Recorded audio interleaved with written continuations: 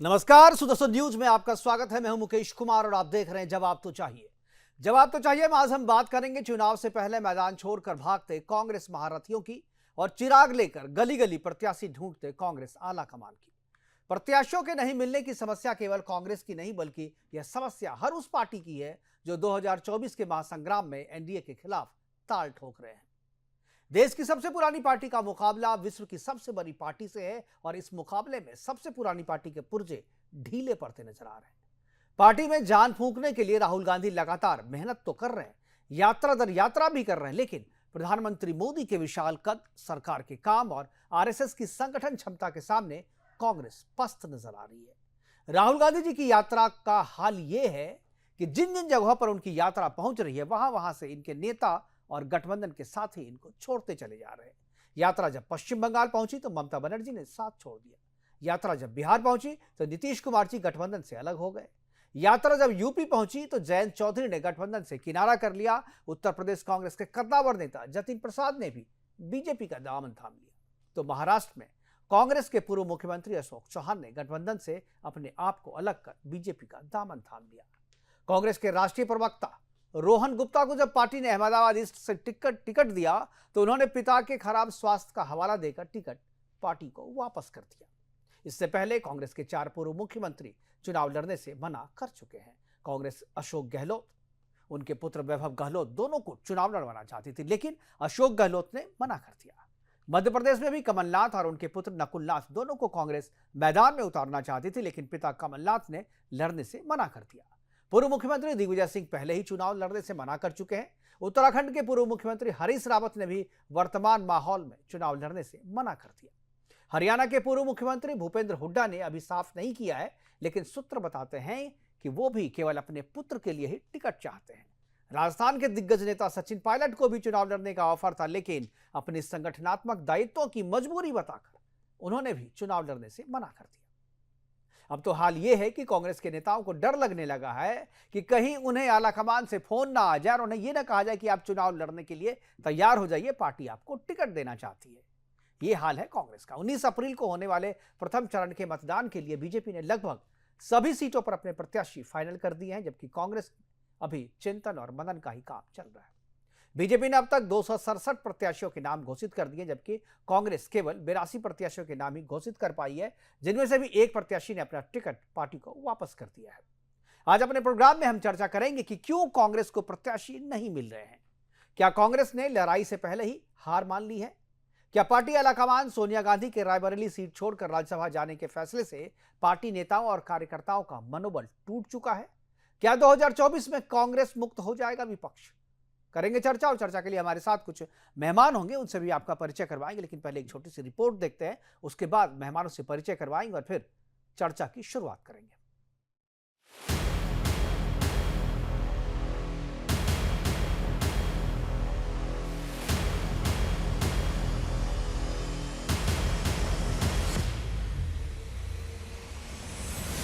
लोकसभा चुनाव का बिगुल फूंका जा चुका है। चुनाव आयोग ने चुनाव की तारीखों की घोषणा कर दी है, जिसके बाद देश पर चुनावी रंग चढ़ना शुरू हो गया है। सभी दल अपनी अपनी तैयारियों में जुटे हैं। राजनीतिक पार्टियां अलग अलग सीटों पर अपने प्रत्याशियों का ऐलान कर रहे हैं। इस बीच चुनाव से पहले कांग्रेस के कई नेता या तो पार्टी छोड़ रहे हैं या फिर चुनाव लड़ने में आनाकानी कर रहे हैं। महाराष्ट्र के पूर्व CM Ashok Chavan BJP join कर चुके हैं। इस बीच कांग्रेस को गुजरात में झटका लगा है। अहमदाबाद पूर्व लोकसभा सीट से पार्टी के उम्मीदवार रोहन गुप्ता ने अपना नाम वापस ले लिया है, तो दूसरी ओर हिमाचल प्रदेश में कांग्रेस के दिग्गज नेता प्रतिभा सिंह भी लोकसभा चुनाव नहीं लड़ना चाहती है। खबरों के मुताबिक कांग्रेस उन्हें हिमाचल के मंडी से चुनाव लड़ाना चाहती थी। रण में उतरने से पहले योद्धा रण छोड़ रहे हैं। दूसरी ओर बीजेपी हैट्रिक लगाने के लिए अब की बार 400 पार की बात कर रही है। मोदी जी ने राष्ट्रीय परिषद में हमारा आह्वान किया है। वहां से 2 नारे दिए गए। पहला नारा था अब की बार, अरे जोर से बोलो, महाराणा प्रताप की भूमि के कार्यकर्ता हो, अब की बार, अब की बार। अब अगर 400 पार करना है और मजबूती के साथ मोदी सरकार बनानी है, स्थिति ये है कि मध्य प्रदेश में पहले चरण के लिए बीजेपी ने 29 लोकसभा सीटों के लिए सभी उम्मीदवारों की घोषणा कर दी है, लेकिन कांग्रेस पार्टी ने केवल 10 सीटों के लिए उम्मीदवारों की घोषणा की है। कैंडिडेट चुनावी रण में उतरने से कतरा रहे हैं। चुनावी मैदान में उतरने से पहले ही हार मानने वालों में उत्तराखंड के नेता गणेश गोदियाल भी शामिल हैं। उन्होंने संसाधनों की कमी को चुनावी मैदान में न उतरने की वजह बताई है। चुनावी मैदान में उतरने का डर अलग अलग राज्यों के नेता में ही नहीं बल्कि कांग्रेस के शीर्ष नेतृत्व में भी देखा जा रहा है। रायबरेली से सांसद सोनिया गांधी सीधे चुनावी रण में उतरने के बजाय राजस्थान से राज्यसभा में गई हैं। Bureau report, Sudarshan news.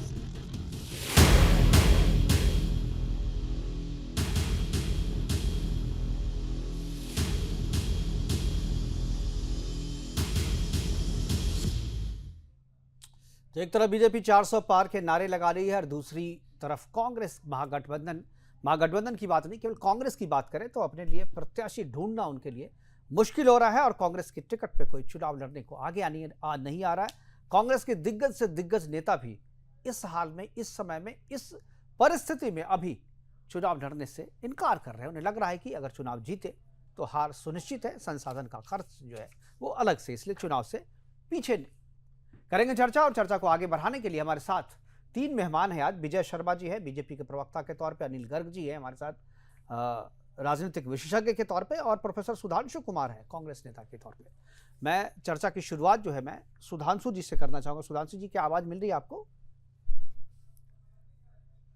Sudhanshu जी, क्या आवाज मिल रही है आपको? सुधांशु जी की आवाज म्यूट किया हुआ है आपने, अनम्यूट करें सुधांशु जी। अपने मोबाइल में अनम्यूट करें अपने आप को। एक बटन होगा म्यूट का, उसको आप फिर से एक बार टच करेंगे तो अनम्यूट हो जाएगा वो। एक बार मैं कहूंगा पीसीआर की टीम को जो कि एक बार ये करें, उनका फोन पैच करें। तब तक मैं विजय जी के पास जाऊंगा। विजय जी, क्या लगता है कि ये जो अभी माहौल चल रहा है और लगातार जो कांग्रेस के नेता है वो चुनाव लड़ने से भाग रहे हैं, 4 जो पूर्व मुख्यमंत्री हैं उन्होंने चुनाव लड़ने से मना कर दिया, उसके बाद एक और मुख्यमंत्री भूपेंद्र सिंह हुड्डा के बारे में भी आ रहा है कि शायद वो भी लोकसभा का चुनाव नहीं लड़े, अपने बेटे को ही दे। एक के बाद एक जो है, कल रोहन जो है उन्होंने अहमदाबाद से अपनी सीट वापस कर दी, अपनी टिकट वापस कर दी। क्या आपको लगता है कि कांग्रेस में बीजेपी को देख करके खौफ है, या बीजेपी की तैयारी को देख करके खौफ है, या सोनिया गांधी ने जो शुरुआत में ही राज्यसभा जाने का फैसला कर लिया, एक संकेत बीजेपी के कार्यकर्ताओं ने लिया कि जब आलाकमान ही मैदान छोड़ रहे हैं तो फिर बाकी कार्यकर्ता क्या करें? जी नमस्कार। नमस्कार। मैं ये बताना चाहता हूँ कि कांग्रेस आज की डेट में डूबता हुआ जहाज है। कांग्रेस जो है आज पार्टी के लिए नहीं, सत्ता में आने के लिए नहीं, अपने परिवार को बचाने के लिए संघर्ष कर रहा है। आप देखें, इनके बड़े बड़े नेता पार्टी छोड़ रहे हैं, मना कर रहे हैं। उसकी वजह सिर्फ एक ही है कि इनका भ्रष्टाचार में लिप्त होना, इनके पास कोई विजन नहीं होना। मोदी जी का जो है वो ट्रैक रिकॉर्ड देख लें, उन्होंने कहा है मैं अपने ट्रैक रिकॉर्ड के आधार पर वोट मांगूंगा। तो इनका 2047 में हमारा विकसित भारत बनाना विजन है भारतीय जनता पार्टी का। इनका विजन है कि परिवार को कैसे बचाया जा सके, भ्रष्टाचार से कैसे अपना आप को बचाया जा सके। तो कांग्रेस आज की डेट में डूबता हुआ जहाज है। उनके नेता समझ चुके हैं। कुछ नेता हमारी नीतियों से प्रभावित होकर, हमारी विचारधारा से, विकासवाद से, राष्ट्रवाद से प्रभावित होकर हमारे को ज्वाइन कर रहे हैं। तो ये जीता जागता उदाहरण है कि 1947 के बाद में पहली बार गांधी फैमिली से कोई भी उत्तर प्रदेश से इलेक्शन नहीं लड़ रहा, और इनकी सो कॉल जो माता जी हैं उन्होंने स्वयं ही राज्यसभा से जाना उचित समझा, क्योंकि उन्हें पता है कि अमेठी में युवराज जी की कैसी हार हुई थी और अब की बार उनका भी क्या हाल होना है। तो उन्होंने हार मान ली है, वो सिर्फ परिवार बचाने में लगे हुए हैं। और मोदी जी के पास विजन भी है, देश को आगे बढ़ाने का भी है, भ्रष्टाचार मुक्त बनाना भी है, और अंतिम पंक्ति में खड़े हुए व्यक्ति तक लाभ जो देश के संसाधन उनका पहुंचाना भी है। बिल्कुल बिल्कुल। बीजेपी के पास वो सारी चीजें, नेता भी है, विजन भी है, टीम भी है, संगठन भी है और चुनौती भी है। और चुनौती जो देने वाली जो पार्टी है, मुझे लग रहा है कि वो थोड़ी कमजोर है, इसलिए बीजेपी को माइलेज मिल रहा है। मैं अगर सुधांशु जी, क्या आवाज मिल रही है आपको? प्रोफेसर सुधांशु जी, क्या आपको आवाज मिल रही है? जी लग रहा है उनको नहीं, आवाज नहीं मिल पा रही है। सुधांशु जी, आवाज मिल रही है आपको? जी सर, मिलती जी सुधांशु जी, मेरा आपसे सवाल है, आप एक जगह स्थिर हो जाए कि जिस तरीके से कांग्रेस के नेता जो है टिकट लेने से मना कर रहे हैं, बड़े बड़े जो दिग्गज हैं उन्होंने टिकट लेने से मना कर दिया, चुनाव लड़ने से मना कर दिया, क्या कांग्रेस लड़ाई से पहले, युद्ध से पहले ही अपने हथियार डाल देना चाहती है? चुनाव ये कहना कि कांग्रेस के दिग्गज ही हथियार डाल रहे हैं, तो हथियार तो बीजेपी में भी कुछ लोगों ने डाला। पवन सिंह को टिकट दिया गया था, पवन सिंह ने मना कर दिया। ठीक है, तो ये कैसे आप कह रहे हैं कि हथियार डाल दिया, है ना? बात क्या है, अभी तो लड़ाई शुरू हुई और हर दल अपने अपने तरीके से समीकरण बिठा रहा है, समझ रहा है, चीजें कर रहा है। तो इसमें ये एक तरह का मतलब ऐसे लग रहा है जैसे कुछ लोग या कुछ संस्थाएं बनी है जो ये लगातार इस कोशिश में लगी है कि वो ये दिखा पाए कि कांग्रेस जो है पीछे हट रही है चुनाव से। कांग्रेस पूरी तैयारी कर रही है, 2 बड़ी बड़ी यात्राएं हुई है, लगातार मीटिंग हो रहे हैं, डिसीजंस हो रहे हैं, कैंडिडेट घोषित किए जा रहे हैं। कई सारी वजह होती है, टिकट मना करने की भी कई वजह हो सकती है, लेकिन ये नहीं कहा जा सकता है कि उसकी वजह से कांग्रेस ने हथियार डाल दिया। आप ये देख लीजिएगा, और जिस तरीके की तैयारी मैं जितना समझ पा रहा हूँ, देख पा रहा हूँ, कांग्रेस 2019 में जो चुनाव कांग्रेस लड़ रही थी उससे काफी अच्छी तैयारी के साथ कांग्रेस चुनावी मैदान में है। और सबसे बड़ी बात, जो गठबंधन बनाया गया, कहा जा रहा था कि भाई इंडिया गठबंधन एक बिल्कुल खारिज कर दिया गया था लोगों ने, और कोई काम नहीं होगा और आपस में इनकी सहमति नहीं बनेगी, इनके विचार नहीं मिलते, ये अलग अलग संगठन है, इनके अलग अलग नेता हैं, सबकी अपनी आकांक्षा है। उन सारी चीजों को लगभग इंडिया गठबंधन ने ठीक किया है। और आप देखो, लगभग 1 या 2 जगहों पर छोड़कर, एक जो बिहार में नीतीश जी गए और पश्चिम बंगाल को छोड़कर बाकी सभी जगह पर जो इंडिया गठबंधन का स्वरूप तैयार किया गया था, वो पूरी तैयारी के साथ इंडिया जयंत भी आपको साथ, और उत्तर प्रदेश में जयंत ने भी साथ छोड़ा आपका, जम्मू कश्मीर में भी फारूक अब्दुल्ला जो है उन्होंने आपका साथ छोड़ा। कैसे आप कह रहे हैं कि केवल इन्हीं दो जगह हैं, बाकी जगह भी तो है और लोग भी साथ छोड़ रहे हैं, अलग अलग पार्टियां भी आपका साथ छोड़ रही है? ऐसा है, देखिए, चुनाव जब आता है ना, हर बार ये कोई नई बात नहीं है। अभी मध्य प्रदेश का राज्य का चुनाव हुआ, मध्य प्रदेश राज्य में ऐसा लग रहा था कि जैसे बीजेपी के सारे नेता भागकर कांग्रेस में आ जाए। शुरुआत आप याद कर लीजिए, कौन लोग छोड़कर नहीं आए। छत्तीसगढ़ में बीजेपी का एक बड़ा मेंबर ऑफ पार्लियामेंट जो आदिवासी समाज का बड़ा नेता था, वो छोड़कर कांग्रेस में आए। तो चुनाव के दौरान ठीक है, वो तो आना जाना हर एक पार्टी में रहता है, लेकिन टिकट मना करना ना, वो एक संदेश आता है ना। टिकट, आप सोनिया गांधी खुद, जो आपकी आला कमान है, वो खुद लोकसभा छोड़ करके राज्यसभा पहुंच गई, सीट छोड़ दिया उन्होंने। नहीं, सोनिया गांधी जी क्यों गई है सबको पता है। इसमें व्यक्तिगत, ये तो व्यक्तिगत रूप से आप, सोनिया गांधी जी का स्वास्थ्य अलाव कर रहा है क्या कि वो जाकर अभी जमीन पर काम कर पाए? लोकसभा का मतलब वो तो इतनी बड़ी नेता है, वो प्रचार करने नहीं भी जाए तो दावा करती मैं जीत जाऊंगी। भाई, लोग तो वैसे भी जीत सकते, लेकिन आपको हिम्मत नहीं हुई, आपने सेफ रास्ता चुना, सुरक्षित रास्ता चुना कि राज्यसभा में चले जाएंगे। जी नहीं, ये आप एक चीज बताइए, ये उस नेता के लिए कहा जा सकता है जिसने कभी कोई चुनाव हारा? क्या सोनिया गांधी कोई चुनाव हारी है क्या? सोनिया गांधी के लिए नहीं, तो वही तो बात है, कभी चुनौती भी तो, मोदी जी से चुनौती भी तो नहीं थी कभी। चलिए, अभी एक बार मैं अनिल जी से, मैं एक बार जितनी आप एक सेकंड, जितनी रैलियां हुई हैं और जब सोनिया जी ने उसमें शामिल होने की कोशिश की, सबको पता है पूरे देश में कि उनका स्वास्थ्य ये अलाउ नहीं करता, तो उन्होंने, ठीक है, पार्टी ने डिसीजन किया। मैं ये नहीं कह रहा हूँ, लेकिन लोगों आप अपने कार्यकर्ताओं को ये समझाने में सफल नहीं हुए ना कि स्वास्थ्य के कारणों से राज्यसभा जा रही है, उनके कार्यकर्ता ले रहे हैं। जब सोनिया गांधी नहीं लड़ रही है तो हम कहां से लड़ें? वो हार के सेफ से रास्ता को ढूंढ रही है, तो हमें भी सेफ रास्ता करें। ये आखिर 4 मुख्यमंत्रियों ने, 4 पूर्व मुख्यमंत्रियों ने, ये चिंता आप मत देखिए, ये चिंता आप लोग मत करिए कि कार्यकर्ता क्या करता। बहुत उत्साहित है और कार्यकर्ता को पता है कि उनकी नहीं, मुझे चिंता करने की कोई जरूरत नहीं है। मैं चिंता, ना मैं हर्षित हूँ और ना ही मैं चिंतित हूँ। मैं तो जो बात है वो मैं आपको बता रहा हूँ। मैं एक सेकेंड मुकेश जी, एक सेकेंड, आप पहले मेरी बात तो पूरी होने दीजिए। देखिए, कार्यकर्ता में कहीं कोई दिक्कत नहीं है। नहीं है, मैं जो बातें कह रहा हूँ सबको, हमारे कार्यकर्ताओं को, कांग्रेस के कार्यकर्ताओं को खूब अच्छे से पता है कि मैडम का स्वास्थ्य नहीं साथ दे रहा। मैडम कभी कोई चुनाव हारी होती तब ये बात आप ठीक कहते है, कि ये वो बात, भाग ये खड़ी हुई आर्गुमेंट है, मैंने उन्होंने ये सीट आर्गुमेंट छोड़ दिया, तो मैंने मतलब समझ। नोट कर लिया, ये आर्गुमेंट नोट कर लिया। एक ही चीज को बार बार मत कहिए। मैं विजय जी भी बोलना चाह रहा लेकिन अनिल जी के पास पहले जाऊंगा, उसके बाद विजय जी के पास। अनिल जी, संक्षिप्त इनका उत्तर दे दूं मैं?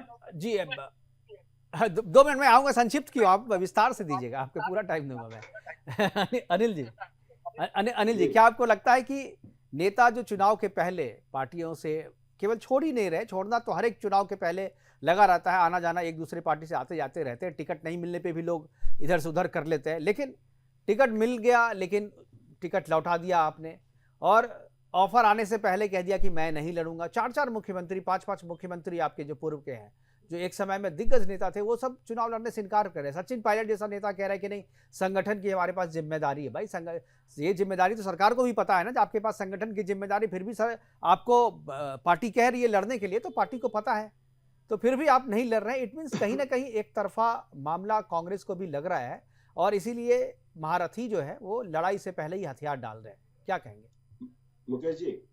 अभी मैं सुधांशु जी को सुन रहा था, इन्होंने ठीक कहा, कांग्रेस की तैयारी बहुत जोरदार है, पूरी तैयारी है। ये कैसी तैयारी है? जैसे किसी बच्चे ने पेपर देने जाना है, उसके माँ बाप पूछते हैं ना, हाँ बेटा परीक्षा की पूरी तैयारी हो गई? वो बोलता हाँ मैंने ड्रेस प्रेस कर ली है, मेरे कपड़े अच्छे से प्रेस हो गए हैं, मेरे जूते पॉलिश हो गए हैं, मैंने पेन किताब ले ली है और मैं पूरी तौर पे तैयार हूँ। बोले सब्जेक्ट पढ़ लिया था कि नहीं पढ़ लिया था? बोला बस वही रह गया है, सब्जेक्ट पढ़ना छोड़कर परीक्षा की तैयारी पूरी है हमारी। तो कांग्रेस की जो तैयारी है इसको तो ऐसी है कि अपना सब्जेक्ट छोड़ के वैसे वो चुनाव लड़ने के लिए पूरी तौर से तैयार है। आप देखिए कितनी क्रिटिकल समय था जब इंडी गठबंधन में सीट शेयरिंग होनी थी, साथी गठबंधन दलों के साथ बैठना था। उस समय राहुल गांधी जी न्याय यात्रा पे निकले हुए थे। वो एक गोल्डन टाइम था, वो एक ऐसा टाइम था जिसमें उनको अपने सहयोगियों के साथ बैठना था, विचार विमर्श करना था। मुझे लगता है वो टाइम उन्होंने गंवा दिया, एक बात। दूसरी बात, अगर आज की स्थिति देखी जाए तो 1977 से भी बुरी स्थिति में कांग्रेस है। 1977 में भी जब सारा विपक्ष कांग्रेस के खिलाफ इकट्ठा और गोलबंद हो गया था, तो भी साउथ इंडिया में कांग्रेस की स्थिति अच्छी रही थी और अच्छी खासी सीट आई थी। तो मेरा ये कहना है इस समय कांग्रेस की स्थिति है और प्रशासन ये सेट हो गया है कि पूरे हिंदी बेल्ट में तो कम से कम एनडीए गठबंधन के सामने कोई भी नेता आ जाए, कोई भी कार्यकर्ता आ जाए, वो हारेगा। आप उत्तर प्रदेश का उदाहरण देख लीजिए, इंडी गठबंधन से 7 सीटें छोड़ने के अपने जयंत चौधरी जी 2 सीटों पे लड़ने को तैयार हो गए। क्यों तैयार हो गए? उनको मालूम है कि ये 2 सीटों जीत करके मैं लोकसभा पहुंच जाऊंगा, 7 सीटें के हारने वाला था। अभी मेरे को बोल रहे थे सुधांशु जी को, मैंने सुना तो उन्होंने कहा कि एक बिहार छोड़ दे, एक अपने बिहार छोड़ दे, जेडीयू चली गई हमारे साथ से, ममता चली गई हमारे साथ से, बाकी साथ है। बाकी कैसे साथ है? आप देखो केजरीवाल जी जहां पे सबसे ज्यादा दमदार थे, जहां ताकत थी, जहां पे वो सीट शेयरिंग करते तो फायदा पहुंचा सकते थे कांग्रेस को, पंजाब में उन्होंने मना कर दिया।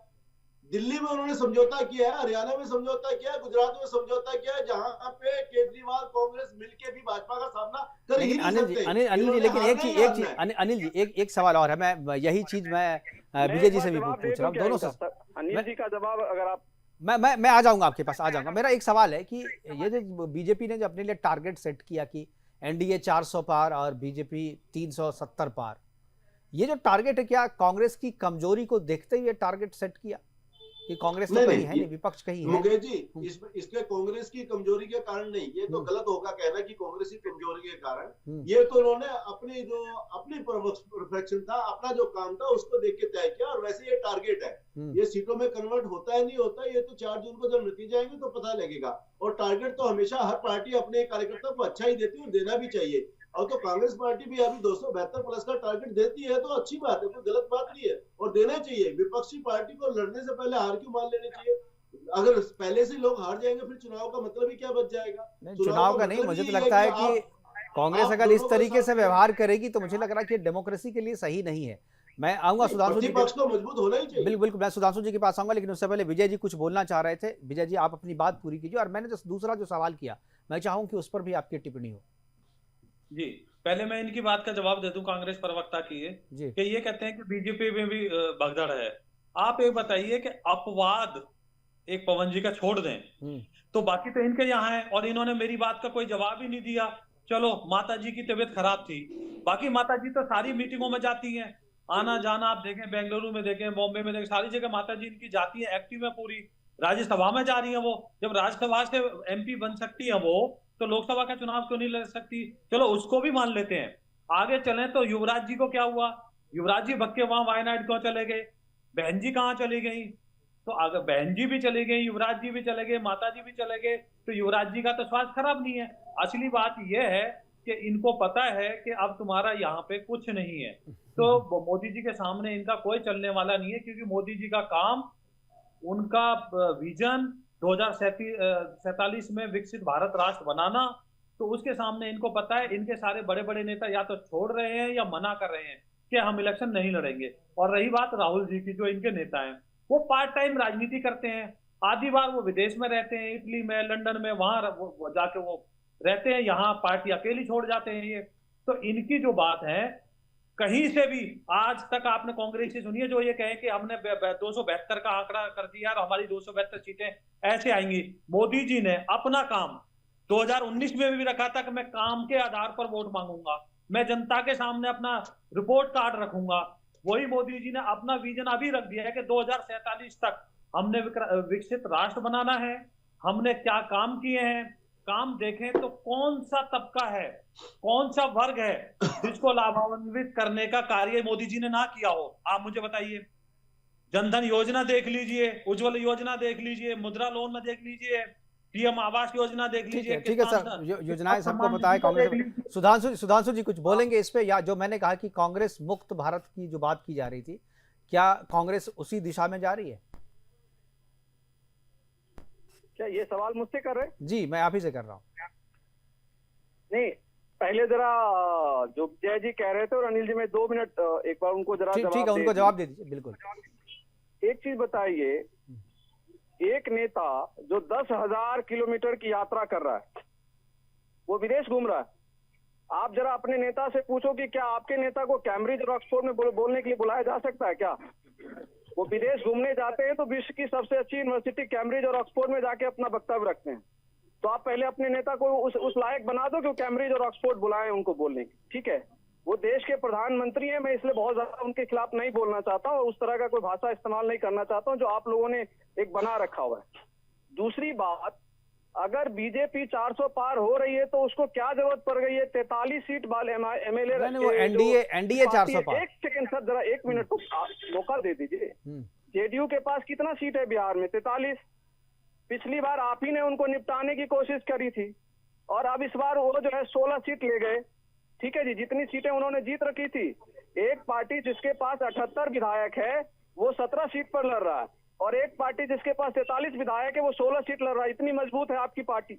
और जहां तक रह गई कि काम किया है, तो काम तो लोग पूछ रहे हैं ना जी, 2 करोड़ रोजगार हर साल, 10 साल हो गए, 20 करोड़ रोजगार मिल गया होगा लोगों को। 2022 में किसानों की आय दुगनी करेगी, हो गई सारी आय दुगनी, इसलिए वो पंजाब के बॉर्डर पर आकर बैठे हैं, आप उनके ऊपर गोलियां और लाठियां चलवा रहे हैं।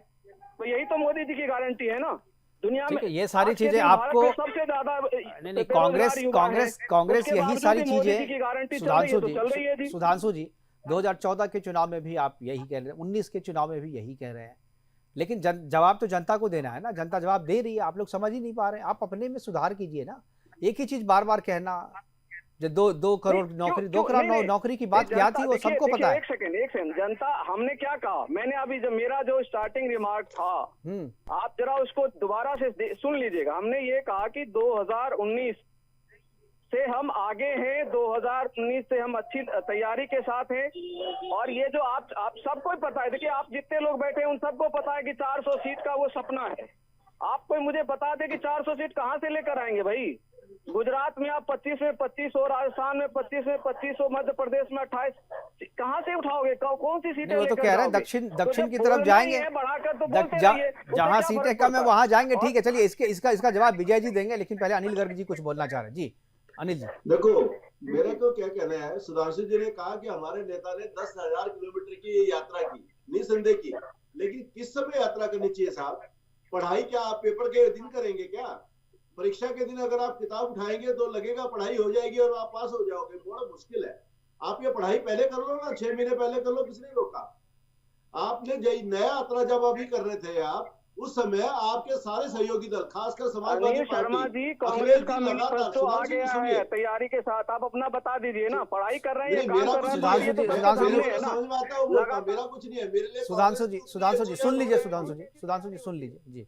सुधांशु जी, मेरे लिए कुछ नहीं है, मैं तो आपको ये बता रहा हूँ कि कहाँ गलती कर रहे हैं। कांग्रेस नहीं कर रही। अगर गलती सुधारेंगे तो कुछ फायदा होगा, नहीं सुधारेंगे तो नुकसान होगा। तैयार है, हमने 5 न्याय की घोषणा कर चुके हैं हम लोग, तो कौन से कहाँ पर पीछे चल रहे हैं? आप तो आपका मैनिफेस्टो भी नहीं बना, तो आप अगर आप बोल चुके तो मैं बोलूं? नहीं सुधांशु जी प्लीज सुन लीजिए, फिर दोबारा आएंगे आपको जी। अनिल तो मेरा ये कहना है, मुकेश जी, सुधांशु जी को शायद ये बात अच्छी नहीं लग रही, लेकिन ये न्याय यात्रा करने का समय नहीं था। ये समय अपने सहयोगी दलों के साथ बैठकर सीट शेयरिंग का था, उनको विश्वास में लेने का था, जो असफल रहा। अब ये दूसरी बात बिहार की कर रहे हैं कि बीजेपी इतनी बड़ी पार्टी है, जेडीयू के सामने क्यों 16 सीटें उनको दे दी।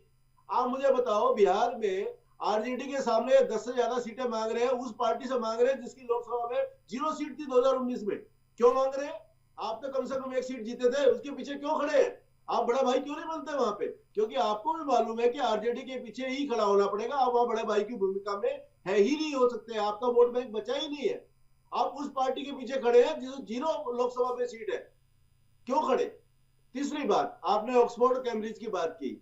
मैं आपको एक बात बताऊं, मैं थोड़ा सा इंटेलेक्चुअल ग्रुप से हूं। अगर आप अपना पेपर देंगे ना, अपना प्रोफाइल देंगे, तो मैं आपका ही भाषण करा सकता हूँ ऑक्सफोर्ड और कैम्ब्रिज में। आप मुकेश जी के माध्यम से अपना प्रोफाइल भेज दीजिए। अगर आप कुछ विषय पे बोलने लायक हैं, कुछ भी बोलने लायक है, तो मैं आपका ही भाषण करा दूंगा। आप प्रधानमंत्री जी की तुलना करते हैं ऑक्सफोर्ड और कैम्ब्रिज में भाषण से? क्या बात करते हो भाई, बहुत छोटी बात है। आपने ऑक्सफोर्ड और कैम्ब्रिज में भाषण देने वाले कौन कौन होते हैं स्टडी नहीं किया, एक बार करिएगा। तीसरी बात, पहली बार ऐसा हो रहा है कि 2019 और 2024 में 272 प्लस की चर्चा नहीं हो रही। कोई पार्टी ये नहीं कह रही कि बीजेपी 272 प्लस लाएगी नहीं लाएगी। चर्चा इस बात पे हो रही कि एनडीए 400 पार कर पाएगा नहीं कर पाएगा। इस बात पे एक बार भी चर्चा नहीं कि एनडीए 272 प्लस हो सकता है नहीं हो सकता। क्योंकि 2019 और 2024 ये दोनों चुनाव वो है जिसमें बहुत क्लियर है कि आना एनडीए को ही है, जीतना मोदी जी को, या सरकार मोदी जी की बननी है, सीटों का हेरफेर हो सकता है। सर को थोड़ा विजय शर्मा जी के लिए भी छोड़ दीजिए। अनिल जी, विजय शर्मा जी के लिए भी छोड़ दीजिए, सारी बात आप ही कह देंगे। विजय जी, मैं सुधांशु जी से पूछना चाहता हूं, एक यूनिवर्सिटी में जाना बड़ा होता है कि यह राष्ट्राध्यक्ष जो मोदी जी के पैर छू के आशीर्वाद लेते हैं, जो विकसित देश हैं वो मोदी जी को बॉस कहते हैं, वो बड़ी बात है? या एक यूनिवर्सिटी जो एक देश में कई सारी यूनिवर्सिटी होती है उसका बुलावा जरूरी है, और चुनाव छोड़ के बीच में अपनी यात्रा छोड़ के वहां जाना जरूरी है? तो ये गंभीरता से लें, राजनीति जो है वो गंभीरता का है सवाल है, और ये देश सेवा का सवाल है। ये कोई यहाँ पे पिकनिक नहीं है कि आप बीच में छोड़ के भागे। यूनिवर्सिटी ने बुलाया था जी, और यूनिवर्सिटी बड़ी सम्मान की बात है। आप देखें तो सही, मोदी जी का वहां दोनों सेशन को, अमेरिका के दोनों सेशन को वो संबोधित करते हैं, बड़ी बात ये है। तो मैं आपसे ये कहना चाहता हूँ, विजय जी सवाल सुधांशु जी, एक बात का जवाब देना चाहता हूँ। ये कहते हैं कि जी इनकी 400 सीटें कहां से आएंगे? इनके पूर्व नेता कैबिनेट मंत्री कपिल सिब्बल ने भी यही बोला था, उन्होंने भी यही गिनाया था कि इनकी 272 सीटें कहां से आएंगी। 2014 की याद दिलाना चाहता हूं, उन्होंने स्टेट वाइज नाम भी गिनाए थे कि आप इतनी भी ले जाओगे तब भी नहीं आ सकती। तब हमारी 282 सीटें आई थी, उसके बाद में हमारी 303 सीटें आई। तो मैं आपको ये बताना चाहता हूं कांग्रेस प्रवक्ता को कि हमारा काम बोलता है, हमारा जो ट्रैक रिकॉर्ड बोलता है, जनता का प्यार है हमारे साथ, हमने लोगों की सेवा की है। आपने कुंभ मेले में देखा होगा मोदी जी को किस तरह से जो हमारे सफाई कर्मी थे उनके पैर धोए थे। आपने देखा होगा राम मंदिर में किस तरह से उनके ऊपर फूल बरसाए थे। बिल्कुल। तो हमारे यहाँ छोटे से छोटा और बड़े से बड़ा सब इक्वल हैं, सबके लिए मोदी जी 24 घंटे तत्पर होते हैं, सबके लिए पॉलिसी बनाई है, सबका साथ, सबका विकास, सबका विश्वास, ये मोदी जी का मंत्र है, और उसी को लेकर मोदी जी आगे बढ़ रहे हैं। तो आप बताएं, आपके पास विजन क्या है, आप क्या करेंगे? आपने 2009 में का मैनिफेस्टो पढ़ा है कांग्रेस का? आपने क्या क्या बातें की थी, और वहां आपने एक उसकी तरफ कदम भी नहीं बढ़ाया। हमने तो रोजगार देने की बात तो की है, बात क्या की, हमने इंप्लीमेंट कराया है। आप देखिए 1.9 करोड़ लोन, जिसमें से 26 लाख हमने विदाउट गारंटी के लोन दिए हैं, जो यूथ को दिए हैं, हमने उनको रोजगार मुहैया कराया हमने। ऐसी हम कौशल वो विकास योजना लेके आए हैं। तो आप सुधांशु जी पढ़िए, ध्यान दीजिए, तब आपको पता लगेगा कि मोदी जी ने क्या काम किया है इस देश के लिए। सुधांशु जी प्रोफेसर हैं, पढ़ते भी हैं, पढ़ाते भी हैं, रिसर्च भी जी। करते हैं और राजनीति भी करते हैं, तो पढ़ने की बात तो लेकिन इनको नहीं कही है। जी सुधांशु जी कुछ जवाब देना चाह रहे थे। जी मोदी जी के बारे में इन्होंने कम पढ़ा है, तो कृपया करके देश के प्रधानमंत्री हैं, उनके बारे में भी कुछ पढ़े। ये बात आपने सही कही। सुधांशु जी पढ़ेंगे क्या? एक तो मैं जवाब दे दूं लास्ट। जी आपने कहा, देखिए, अमेरिकी सांसद को संबोधित वही व्यक्ति करेगा जो भारत का शासन प्रमुख होगा। वो मनमोहन सिंह जी ने भी किया था और नरेंद्र मोदी जी ने भी किया था। वहां पर कोई विपक्ष का लीडर जाकर तो करेगा नहीं, वो कहीं पर भी ये प्रथा नहीं है। एक बात। दूसरी, कौन से शासनाध्यक्ष आकर पैर छू रहे हैं, वो इस देश के लिए कितना ज्यादा मायने रखता है, ये भी हम सबको देखना चाहिए। एक बात।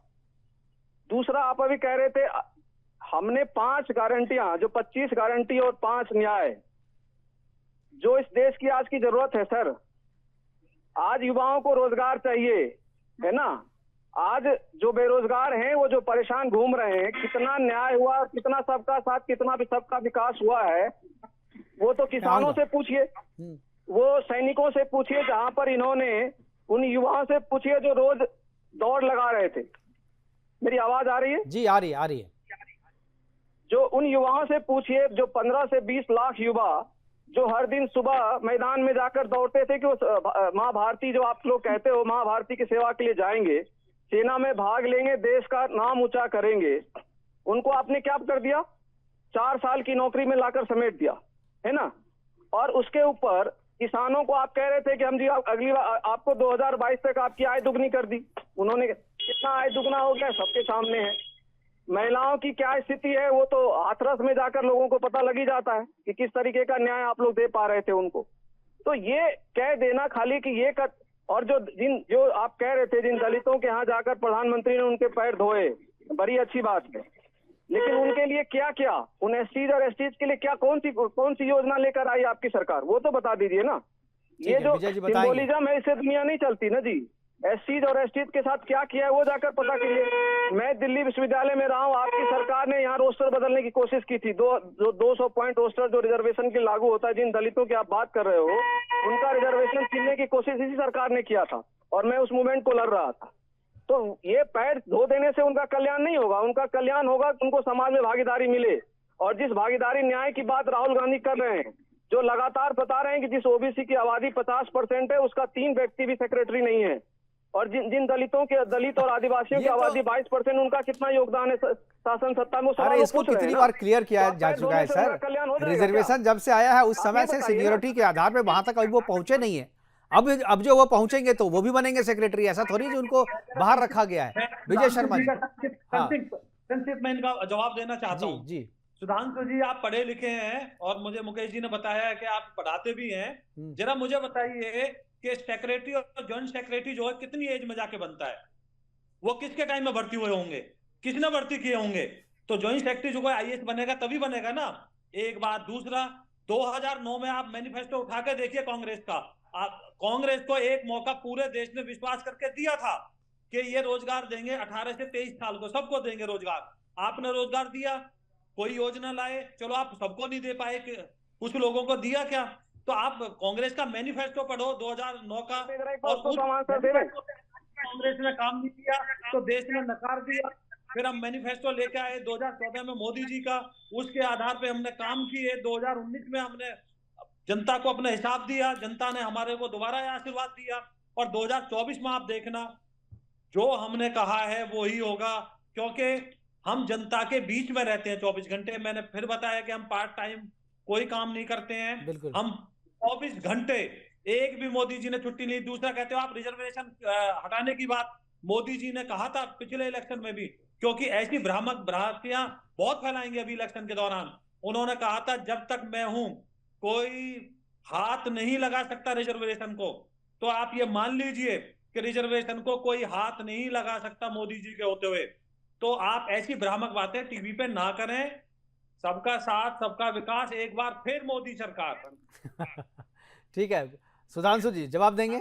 जी ये दो चीजें मैं क्लियर कर, एक सेकेंड, इन्होंने कहा हाँ जी मैं पढ़ता हूँ और सेक्रेटरी ओबीसी का रिजर्वेशन जो है ना 1993 में लागू हुआ, और 1993 में जब पहली बार जो लोग आईएएस क्वालिफाई किए होंगे, आज वो कितने साल की नौकरी हो गई उनकी? 31 ईयर की नौकरी हो गई होगी ना।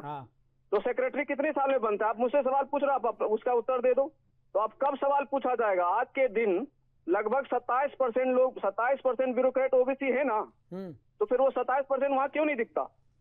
जिस समय कांग्रेस की सरकार थी उस समय उनका कार्यकाल इतना हुआ नहीं था उन ब्यूरोक्रेट्स का कि वो सेक्रेटरी बन जाएंगे, लेकिन आज तो बनने की स्थिति में है ना वो, फिर क्यों नहीं उनको स्थान दे रहे आप? दूसरी जो कह रहे हो रिजर्वेशन, ये लोग 2009 में भी बहुत लोग थे जो बन सकते थे सेक्रेटरी, आपकी सरकार तो बना देती उनको। बहुत लोग 2009 में भी क्राइटेरिया पूरा कर रहे थे। नहीं, कैसे बना देती? एक मिनिमम पीरियड होगा ना सेक्रेटरी बनने का। आपको क्या लगता है रिजर्वेशन से पहले कोई ओबीसी नहीं आया था क्या आईएएस बन के? कितने रिजर्वेशन आया था ना, तो आपने उसको नहीं बनाया ना। नहीं, जिन संस्थाओं में मैं काम कर रहा हूँ ना, दिल्ली विश्वविद्यालय में पढ़ाता हूँ, अभी जाकर जो है अपॉइंटमेंट शुरू हुए हैं प्रोफेसरशिप में ओबीसी के, एससी के, एसटी के, कहाँ से आ जाएंगे? ठीक है, अभी अनिल गर्ग जी जवाब दे रहे हैं। ठीक है अनिल जी दीजिए। 2-3 डेटा मैं सुधांशु जी के साथ शेयर करना चाहता हूँ। आप मुझे बताइए कि सबसे ज्यादा ओबीसी एमएलए किस पार्टी के, सबसे ज्यादा ओबीसी एमपी किस पार्टी के, सबसे ज्यादा ओबीसी काउंसिलर किस पार्टी के? आप एक बार सुधांशु जी डेटा चेक करिएगा, पहली बात। दूसरी बात, आपने सेक्रेटरीज की बात की, आप मुझे बताइए 93 का जो बैच का आदमी है वो इस समय सेक्रेटरी लेवल पे होगा कि एडिशनल सेक्रेटरी लेवल पे होगा? आप मुझे बताइए 93 बैच का कोई अभी सेक्रेटरी बना है? कोई भी सेक्रेटरी 93 बैच का नहीं बना भाई। अभी तो 90 बैच के आ रहे हैं सेक्रेटरीज। जितने कैबिनेट सेक्रेटरीज हैं, जितने भी पोर्टफोलियोज हैं, सबके सेक्रेटरी 90 बैच के। 93 बैच का एक भी सेक्रेटरी नहीं है। हाँ, स्टेट का सेक्रेटरी बन सकते हैं चीफ सेक्रेटरी, अगर वो स्टेट में कैडर के हैं तो आप ना लोगों को उसमें उलझाएंगे और लोग मान जाएंगे। तीसरी बात, इस देश में जातिगत राजनीति कब खत्म होगी? आदमी को आदमी कब समझा जाएगा? क्यों आप देश को जातिगत राजनीति में बांटते हैं? ये तो नेहरू जी ने भी नहीं किया। लास्ट जातिगत जो जनगणना हुई थी 1931 में हुई थी। देश आजाद होने के बाद आज तक जातिगत जनगणना नहीं हुई। आप क्या चाहते हैं? दोबारा जाति के हिसाब से हो जाए, जिसका सर उतनी उसकी भागीदारी। तो आप क्या कहना चाहते हैं कि जो जनरल कोटे के आदमी है उनको तो खत्म ही कर दिया जाए? आप कहेंगे एससी होगा, एसटी होगा, ओबीसी होगा, फिर अल्पसंख्यक होगा, फिर बुद्धिस्ट होंगे, फिर इसका मतलब जो बाकी थोड़े से बच गए उनको काम दे। आप क्वालिटी के आधार पे काम नहीं चाहते क्या? देश को विनाश की तरफ ले जाना चाहते हैं क्या? बिल्कुल ठीक है, ये सब बहस चलती रहेगी और मुझे लगता है कि इस पर जो बात बहुत बार क्लियर की जा चुकी है। मेरे पास प्रोग्राम को वाइंड अप करने के लिए कहा जा रहा है। मैं आखिरी कमेंट सुधांशु जी से लेना चाहूंगा। भागीदारी क्यों नहीं मिलनी चाहिए? मैंने ये मुद्दा नहीं लिया था, आप गिना रहे हो ये अभी। नहीं ठीक है, देखिए हम लोग डाइवर्ट कर रहे हैं, हम लोग दूसरी तरफ जा रहे हैं सर, हम लोग दूसरी तरफ जा रहे हैं। प्लीज, हमारे पास समय की कमी है, हम इस पर डिस्कस नहीं कर रहे हैं। हम कह रहे हैं कांग्रेस हाशिए पे जा रही है, कांग्रेस हाशिए पे जा रही है, कांग्रेस के नेताओं का कांग्रेस पे विश्वास नहीं है, कांग्रेस के प्रत्याशी टिकट लेकर के वापस कर रहे हैं, इस बात पे चर्चा हो रही थी। वो समाज पीछे चला जाएगा ऐसा कुछ नहीं है। चलिए ठीक है सर, इसमें बाद में चर्चा कर लेंगे। हमारे पास समय की कमी है, प्रोग्राम को यहीं पर वाइंड अप करना पड़ेगा। हमारे साथ जुड़ने के लिए सुधांशु जी आपका बहुत बहुत धन्यवाद, अनिल गर्ग जी आपका और विजय शर्मा जी आपका भी बहुत बहुत धन्यवाद। आप जुड़े और इस महत्वपूर्ण चर्चा में आपने अपनी भागीदारी की, अपनी बात जो हमारे साथ साझा किया। लेकिन जो बात शुरू हुई थी कि कांग्रेस के जो प्रत्याशी है, कांग्रेस के जो नेता हैं, वो टिकट ले करके भी लौटा रहे हैं और चुनाव लड़ने के लिए इस माहौल में तैयार नहीं है। ये ठीक नहीं है, क्योंकि ये केवल कांग्रेस के लिए नहीं, ये डेमोक्रेसी के लिए सही नहीं है। क्योंकि डेमोक्रेसी के लिए जिस तरीके से एक अच्छी सरकार की जरूरत होती है, एक अच्छी सरकार होनी चाहिए, उसी तरीके से एक मजबूत विपक्ष का होना भी जरूरी होता है। इसलिए डेमोक्रेसी को बचाना है तो कांग्रेस को, अपने नेताओं को, या कांग्रेस के जिन नेताओं ने कहा है कि हम टिकट नहीं लेंगे, उन्हें बात मानना चाहिए आला कमान की, और चुनाव लड़के ही यह फैसला होना चाहिए कि आप मैदान में हैं या नहीं। फिलहाल अभी के लिए इतना ही, दीजिए इजाजत, नमस्कार।